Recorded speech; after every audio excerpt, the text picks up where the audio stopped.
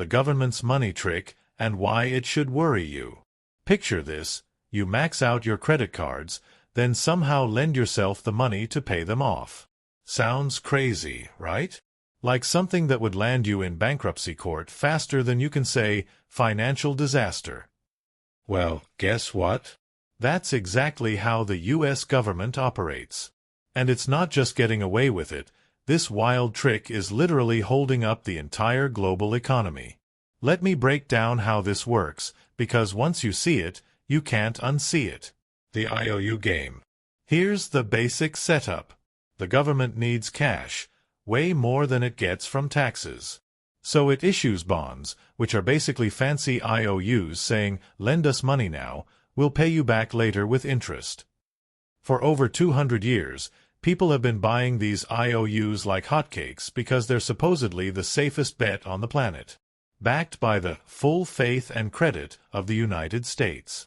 That's a nice way of saying, trust us, bro. And honestly, it's worked. America has been spending more than it earns for decades, confident that someone will always buy its debt. This whole game started after the Revolutionary War. The young U.S. was broke and owed money to everyone: soldiers, suppliers, France. Alexander Hamilton had a brilliant idea: issue new bonds to pay old debts. It built credibility.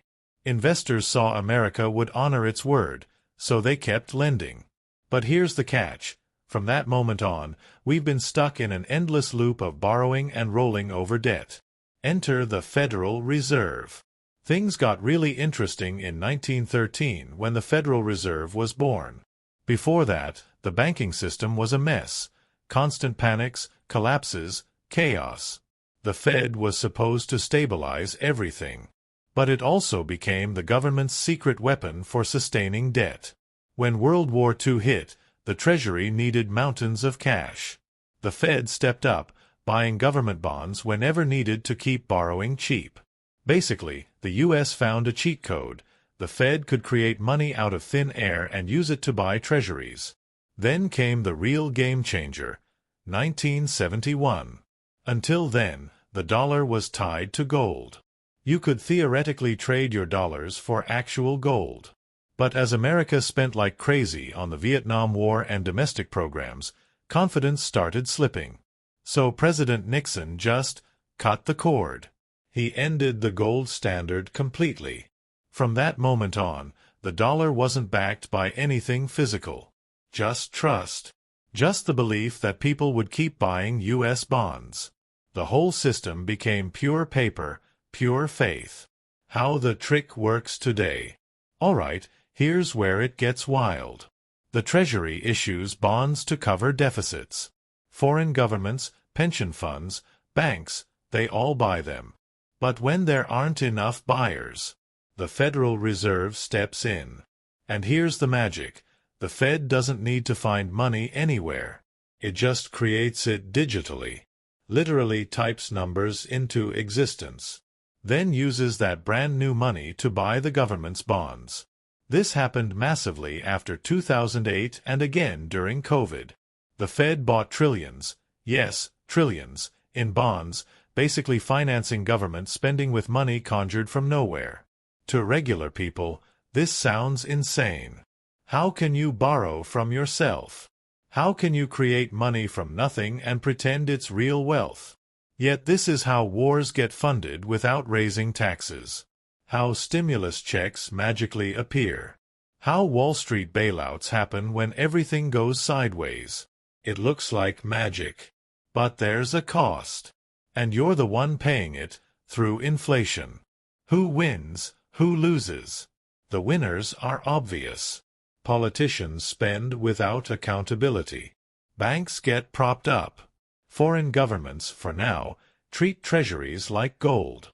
The losers? You and me. Because every time new money gets created to buy bonds, your money loses value. Your groceries cost more. Your savings shrink. Your paycheck doesn't stretch as far. Inflation is the silent tax that makes this whole trick possible. And there's another problem. We're hooked. U.S. debt is over $30 trillion and climbing. China and Japan, our biggest foreign creditors, are backing away. So we're leaning harder on our own central bank to keep the wheel spinning. More money printing. More inflation. More fragility. The empire's advantage. The only reason America still gets away with this is the dollar's status as the world's reserve currency. Oil trades in dollars. Global commerce runs on dollars. Every central bank holds U.S. treasuries. It's a beautiful loop. The U.S. issues debt, the world buys it, and the dollar stays king. But cracks are forming. Countries are exploring alternatives. Central banks are hoarding gold. Talk of de-dollarization is getting louder. If the world decides U.S. debt isn't the safest bet anymore, this trick could collapse fast. Why you should care. This isn't some boring economic theory. This affects your actual life, your savings, your grocery bill, your mortgage. Every time the government leans on the Fed to buy its debt, your dollars become worth less. That's why inflation feels like robbery. Because it is a quiet wealth transfer from people holding cash and earning wages to people holding assets that inflate in price. The illusion only works as long as everyone believes that treasuries are safe, that the dollar will hold, that inflation won't spiral. But illusions break. Weimar Germany in the 1920s? Government printing destroyed savings overnight. The 1970s after Nixon ditched gold? The dollar tanked and Americans suffered double-digit inflation. And right now, after years of quantitative easing and pandemic money printing, we're seeing echoes, rising prices, housing bubbles, wobbly markets. The real danger isn't just inflation. It's that the whole system is fragile. If foreign buyers lose faith, we'll print even more. If confidence in the dollar cracks, the entire global financial system, built on these IOUs, could shake. America would face what every overborrowed empire faces, the bill coming due.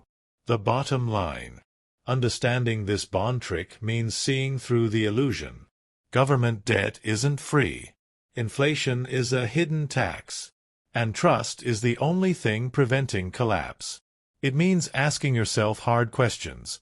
If this system wobbles, do you have assets that hold real value? If inflation spikes, will your savings survive? If faith in treasuries fades, what happens to your pension, your mortgage, your paycheck?